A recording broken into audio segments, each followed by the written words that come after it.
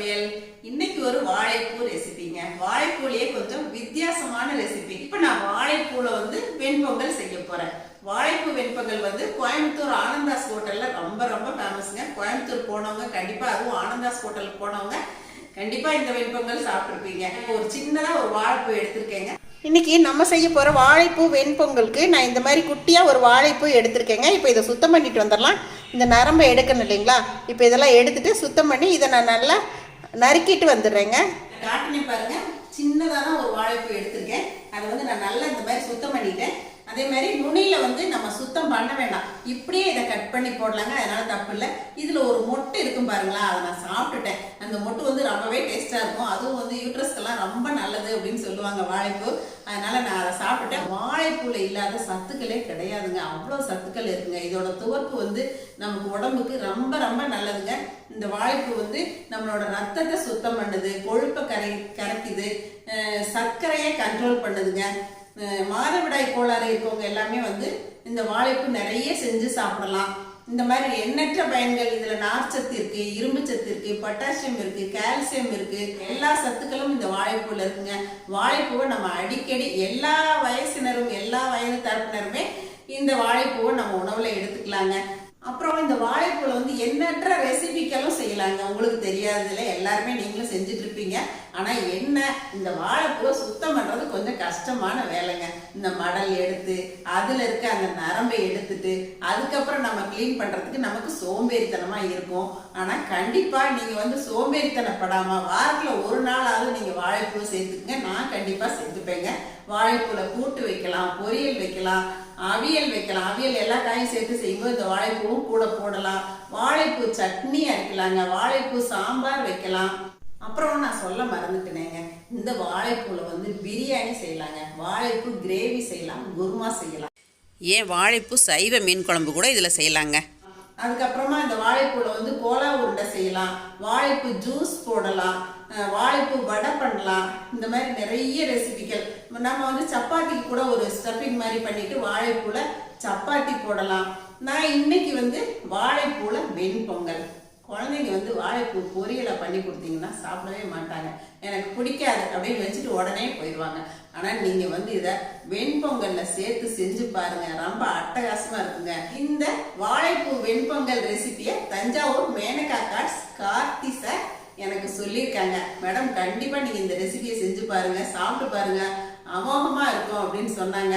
அதோட இல்லாம அவங்க மிஸ்ஸஸ் எனக்கு இன்ட்ரடியூஸ் பண்ணி எப்படி செய்யறது அப்படிங்கறதையும் அவங்க கிட்ட கேட்டு எனக்கு சொன்னாங்க. அவங்களுக்கு இந்த நேரத்துல நான் தேங்க்ஸ் சொல்லிக்கிறேங்க. இதை நம்ம வதக்கெல்லாம் வேண்டாங்க, அப்படியே கொதிக்கும் போது போட்டுதான் இன்னைக்கு நம்ம வெண்பொங்கல் செய்ய போறோம். வெண்பொங்கல் ஆச்சுங்களா? இந்த வெண்பொங்கலுக்கு தொட்டுக்கிறதுக்கு இன்னொரு ரெசிபியும் அவர் சொன்னாருங்க, புளிகொசு. இந்த புளிகொசு ரொம்பவே அருமையா இருக்கும் மேடம், நீங்க அதை செஞ்சு பாருங்க. சாதாரணமா நம்ம வெண்பொங்கல்லாம் சாம்பார் தானே செய்வோம். நீங்க அந்த புளிகொசு ரொம்ப ஈஸியா செய்யலாங்க, நீங்க அதை செய்யுங்க அப்படின்னு சொன்னாரு. கண்டிப்பா இந்த ரெண்டு ரெசிபியும் இன்னைக்கு நான் உங்களுக்கு செஞ்சு காட்டுறேங்க. நீங்களும் ட்ரை பண்ணி பாருங்க. வாங்க இப்ப எப்படி செய்யறது பார்க்கலாங்க. சரசு ஃபுட் ப்ராடக்ட்ஸ் பொடி வகைகள் தேவைப்படுறவங்க இங்கே கொடுத்துருக்க வாட்ஸ்அப் நம்பரில் காலை 10 மணி முதல் இரவு 7 மணி வரைக்கும் எங்களை காண்டாக்ட் பண்ணலாங்க. ஃபஸ்ட்டு நம்ம பொங்கலுக்கு இந்த புளி கொத்து ரெடி பண்ணிடலாங்க. புளி கொத்து பண்ணுறதுக்கு நான் ஒரு வானொலி எடுத்துக்கிட்டு இதையும் நல்லெண்ணெய் தான் விடுறேங்க. நல்லெண்ணெய் இதுக்கு நல்ல டேஸ்ட் கொடுக்கும். கடுகு தாளிச்சாச்சு, பெருங்காயம் சேர்த்தாச்சு, கருவேப்பிலை சேர்த்துட்டேங்க, காஞ்ச மிளகாய் 2 கிள்ளி போட்டுக்கிட்டேன். இப்போ இது லேசாக வறுத்த உடனே நான் இன்றைக்கி சின்ன வெங்காயம் சேர்க்குறேங்க. சின்ன வெங்காயம் உங்களோட ஆப்ஷன் தான், இல்லைன்னா மிளகாய் மட்டுமே போதுமானது இதுக்கு. இப்போ இந்த சின்ன வெங்காயம் நல்லா வதங்கினதுக்கப்புறமா புளி ஒரு எலுமிச்சை அளவுக்கு நல்லா தண்ணியாக கரைச்சி வச்சுருந்தேங்க. இப்போ அதை இந்த வெங்காயத்தோடு சேர்த்தாச்சுங்க. இப்போ தேவையான அளவு உப்பும் போட்டாச்சு.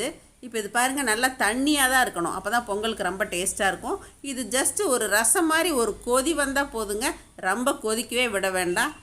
புளி கொத்து ரெடி ஆகிடுங்க. நம்ம புளிக்காய்ச்சல் மாதிரியெல்லாம் இதை கொதிக்க வைக்க வேண்டியது இல்லைங்க, இந்த மாதிரி தண்ணியாக தான் இருக்கணும். இப்போ இந்த ஸ்டேஜில் நம்ம அடுப்பை ஆஃப் பண்ணிடலாங்க. அவ்வளோதாங்க, ஈஸியான புளி கொத்து பொங்கலுக்கு இப்போ ரெடி ஆகிடுச்சுங்க.